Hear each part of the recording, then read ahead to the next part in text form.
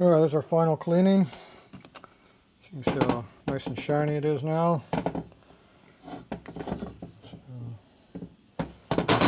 I forget how many cleaning jobs I've done on this already, but more than one. Anyway, they're done. These are all cleaned up too. So which one is this one here? This is the rear exhaust, front intake. That makes this the rear intake. This must be the front exhaust. Ooh, look at that. Alright, remeasured the valve springs, and they're all pretty close, and one's just slightly bigger than the other, so I put the slightly taller one over here with the one that had the extra clearance on. This is the tightest one. So this loose one is the tightest one. Same head, rear. Okay, so now we go ahead and do our assembly here. We got all the checks done. Let's see, need some sleeve retainer Loctite. Very important. And somebody has helped me out by taking my assembly lube. Oh, wonderful, wonderful, wonderful. Ah. They hid it from me. And got it nice and gooey on top of it.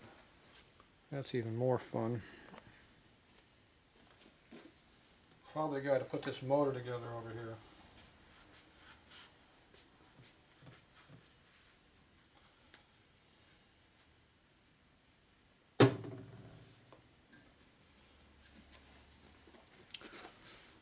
So that off-camera activity. Okay, I got my assembly lube now. Very important that we have our assembly lube. Okay, the Loctite goes on your finger, like that. Then it goes on the valve guide over here, like that. Do not put that in the center hole.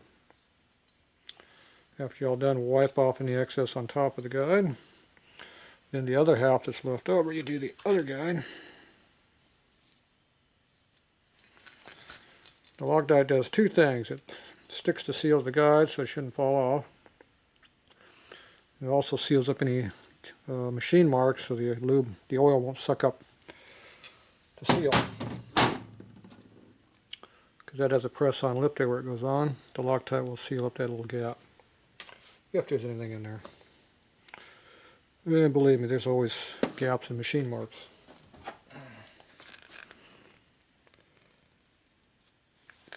So you don't need much on here, just a nice little wipe. That's all it takes, nothing serious.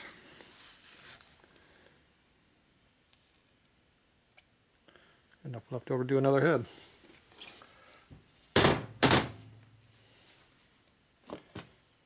Okay, that's it for that.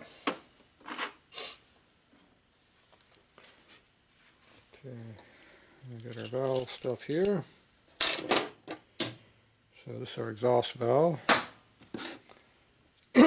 Exhaust valve is smaller than the intake valve. On XLR valves, though, there's not much difference in the two. Pretty big. Same size valves that go in a shovel head motor. It's used up most all of my oil for me. This is our intake. I always spin them as I put them in.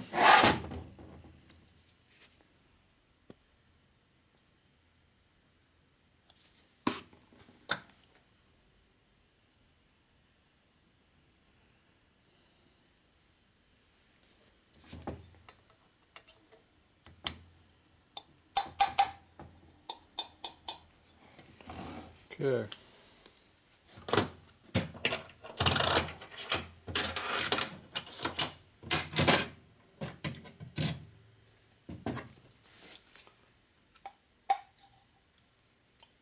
Something I forgot to do is make sure they're light tight. That means you put them up to light like that and make sure there's no light coming through the port in there when you rotate the valve.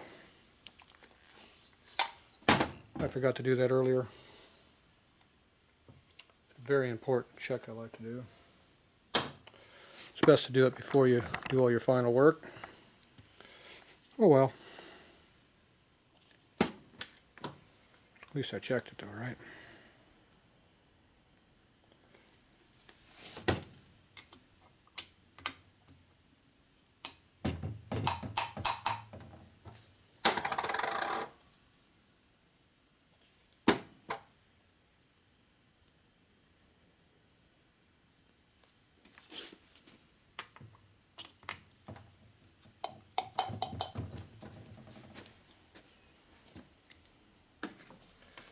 Okay, I'll check this one. Oh, it's heavy.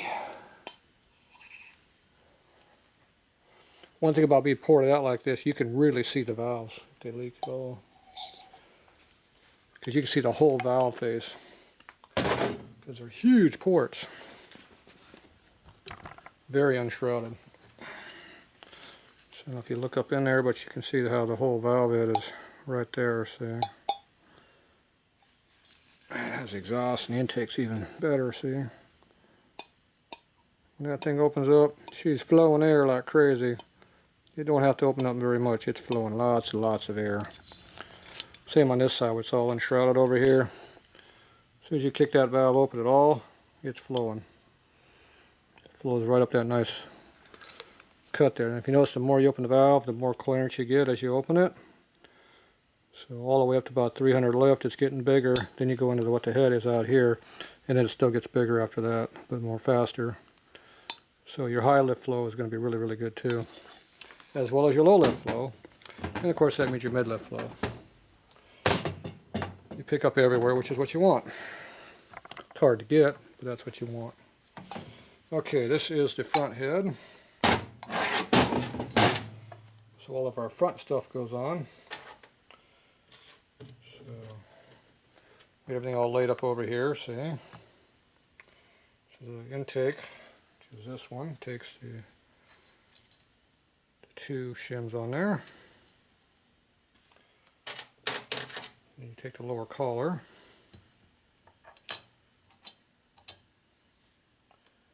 And you take your seal. So the intake seal is 5/16, exhaust is 11/32. See how it's different hole size? It helps if you don't mix them up. So you lift up the valve, then you just kind of put the seal on there by pushing on it and rotating it side to side a little bit, and it pops right over the edge. Well, that is some sharp edges over there. Oh, there it is, right there. Oh, I feel like it cut my finger. It tried to. Okay, the exhaust only had one shim. One shim. One collar. One seal again. Boom, that's all it takes. I got my homemade driver, or homemade seal driver. Yeah, it just hurts.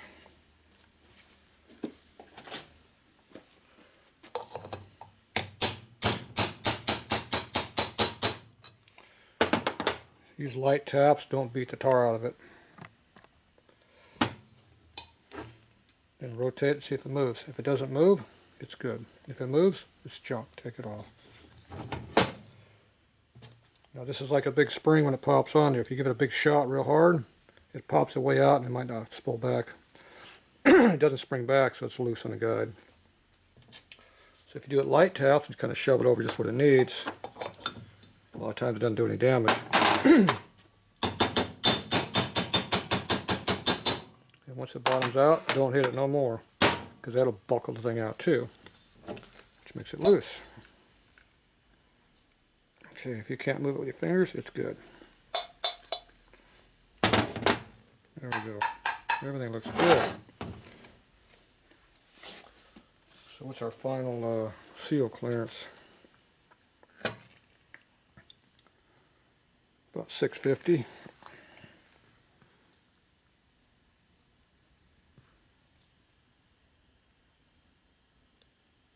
Oh, excuse me, 550, not 650. 550. Yep, 550. In case you don't know, this is 1/2 inch wide, so you just go like that. You can see there's a gap right there. You know you're good. Because the lift is 490. So that's what this is basically. So what you see past that is easier clearance because the keepers are flush with the inside. And the collar usually doesn't stick through very much, and the seal sticks inside the collar anyway because it's smaller. So the collar goes all the way down until it touches the top of the seal, not the lip of the seal. So as long as this keeper clears, which in the Sportster, see it sits flush, so it goes all the way that deep before it hits, which is 550. We only need 500. So that's how that works. Okay, this head here is assembled this far. Now I can either put all the parts on or I move on to the next one. I usually move on to the next one. So do the same thing. So this is the intake valve. That's the one with the big hole. So that one just has one shim. Put the radius part up.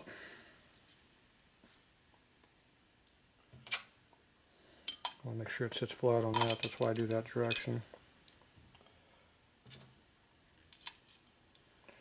Now if you put the seal on, you forgot to put the shim on it, your seal's junk, so don't try saving it. Try to get back off the valve, you're just going to destroy it anyway. They give you those stupid damn piece of plastic things to put over there. I've yet to have one of those ever work. I almost put the seal on without the collar. I've done that before. More than once.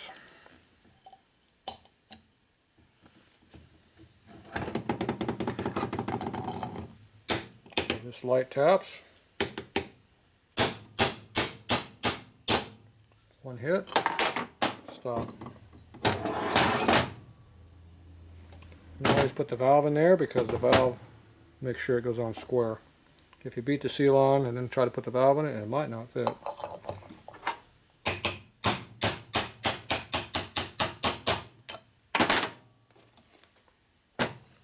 That would be a problem. Tight, tight. Everything seems to be good, so I'm good with that. Get rid of the steel hammer, we're not using that no more. We'll move up the plastic hammer. You'll see what in a few minutes. Okay, so this is our rear head. So make sure you grab the rear stuff, not the front stuff. So I'm going to do the intake first. Choose that one. This is my Sportster spring compressor. It's different than the big twin one. This one works better for Sportsters.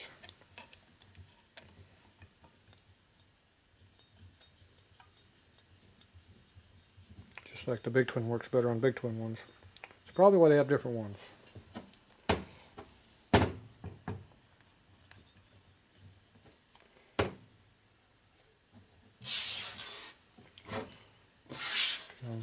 These keepers are specific, so I'm putting together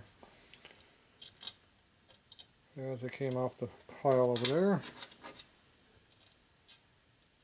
So if the stuff matters, make sure you match it up correctly. And here, just undo this. Make sure your keepers are going in there correctly. It's hard to do at this angle.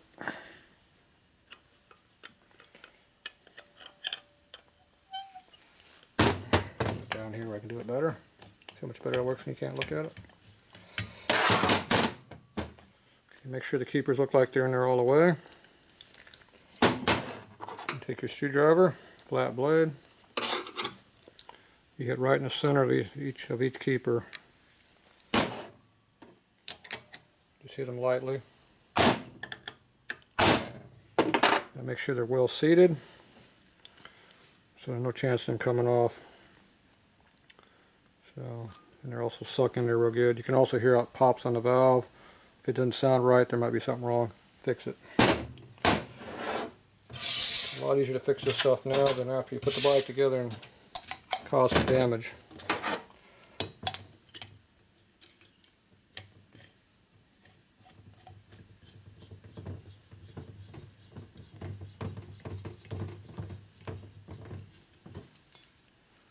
Go a little bit deeper.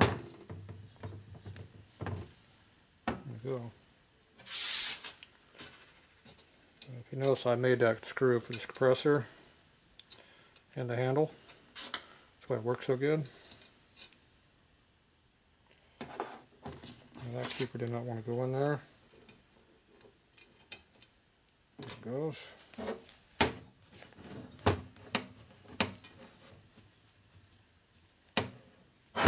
Looks good. I think this is the valve that had the real tight keepers in it. Yep.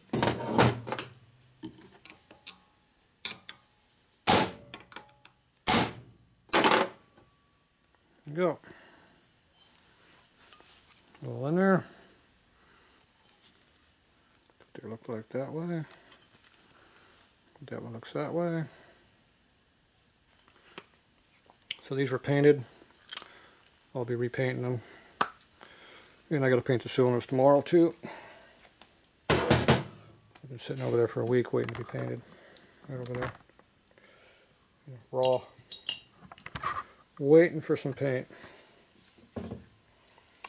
I'm not going to show me paint cylinders unless I feel like it.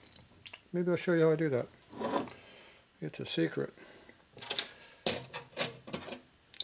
Like everything I do a specific way of doing things. Over the years, I have figured out things that work and a lot of things that don't work.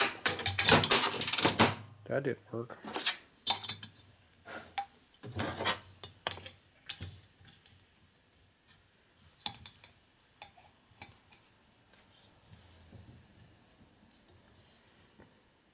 Like how I put the, I have this laying here like this. I'm holding it with my one finger, this finger right here. I support this and I turn this. You also have a nice leverage right here because I purposely made it that way. It's big so it don't dig into my hand. And I put a big screw in it because my race bike, I got really stiff valve springs. And you need a lot of tension to make those work. So now when you put it over this way, see this finger here fits right in here, so I can hold the keeper and stick it in there. Well, that needs about one more turn because it's not enough. So there you go, a little more extra room. So you just put the keeper in flat on the floor. So you hold it how you want it to go in. So you just drop it down on your finger. See how your finger holds that? You poke it up in there.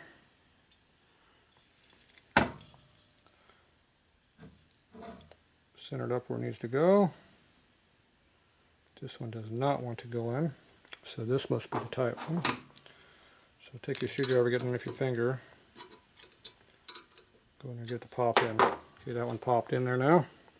So now you just hold that with your finger, because you left room on the back side to do that. Then you grab this one, and just drop it in right on top. So it drops in like that. And just come around my nail. Usually just push it in like that. Or I can use a screwdriver to lightly move it to where it needs to go. So this does not have enough room to drop in there. So give it one more half crank on that. That allowed me to just go like that with my thumb and pop it right in there, see? No grease, no oil. Use your finger to hold it while you unscrew it, like that. Just unscrew it. See how it's going in there like it's supposed to. See,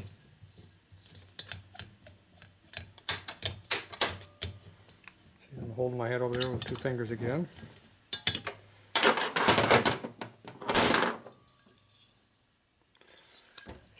Every time you do something, you try to make it efficient on your movements and what you're doing. If you do it the same way every time, there's no errors because you know what you don't even have to think what you're doing, you just do it. Okay, this one goes back on there.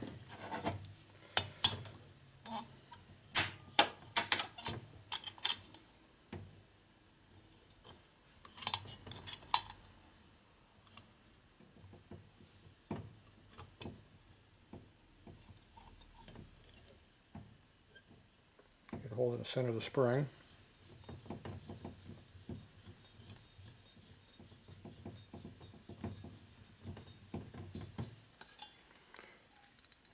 So this can slide right off real easy if you don't have it in the right spot. If you've ever been hit by a valve spring, you'll understand why you don't want to do that. So think of a baseball bat, but like 10 times harder. At least that's what it feels like when it hits you.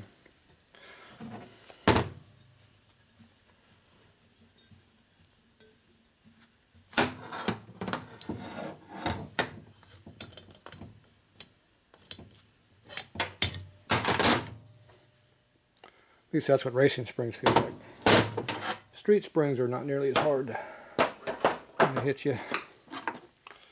I've never been hit directly with a valve spring, but I have been nicked by them. I've had them bounce out the wall and come back, and I mean, it still hurts like hell when they hit you. Alright, so that one's in. That one's done. So these just need to be painted. This set of heads all done. Now if you want, you take a quick measurement, see where you're at. Sometimes you surprise yourself. So it looks like it's right where it needs to be. I don't know if you can see the scale there, but it's right. It's just under your 400 number, which is, we want 370, so that's where it should be. I have no idea if you can see that. This one here. It's hard to read it when I'm not at the right angle. Yeah, it's right there in that 380 area, just like you want it to be. So I don't know if you can see that or not, but if I blow it up, you might be able to see it better.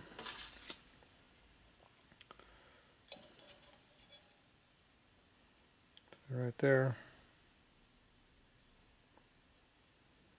It's just the 400 just over the top of it. About 385.90, probably about 390. A lot of times they'll soak up on you. They'll move up there. You'll gain 10 or 15 thou, but not always. This one looks like it's pretty much on the number. Yep, that one too. So that we can read it would help, right? So there you go. So it's a double check. Sometimes I've had a couple where they'd gain like 50 thou and go, whoa, what happened there? And obviously you didn't have everything put together correctly. That's why I use that checking spring now. It used to be I just pulled it with my fingers and then measure it while I was pulling on it, and obviously I can induce some errors that way. So the spring helps. You can also just take the inner spring, the single, the little light one, and stick that in there and pull on it. That'll give you a number too. That'll put real tension on it. Lots of different ways of doing things. Alright, so this set of heads here is all done except for the painting. So, there's a cylinder it goes on. Boom. Go like that. Look at that, there's a top end to be done there almost. Oh, I didn't finish this one. I need to go grind this cylinder. I forgot to do that. Because right now the head will not fit on this because the fin's in the way. I forgot to do that. That'll give me something to do tomorrow. Alright, so I got to grind the fin and paint it. There you go. Got two things to do tomorrow. Plus everything else I didn't do today. Now sliding stuff on my steel bench doesn't do any damn damage. Or banging. No matter what everybody thinks I do. Because I don't spend 9 hours of porting, 4 hours of rebuilding, and an hour and a half of assembly to screw it all up by damaging parts. This is called a file. It works really good on a steel bench. In high spots. It's nice and smooth. And yes, I can eat off of it, because I do keep it clean. Alright, that's it for tonight. We're going to get the hell out of here. Oh, it's not even tomorrow yet, so see, it's an early night. Look at that. It's only 11:30. Yeah, I'm not going home anywhere. I got a bunch of parts put away up there. I got a couple more hours of work to do yet. All right, that's it for tonight.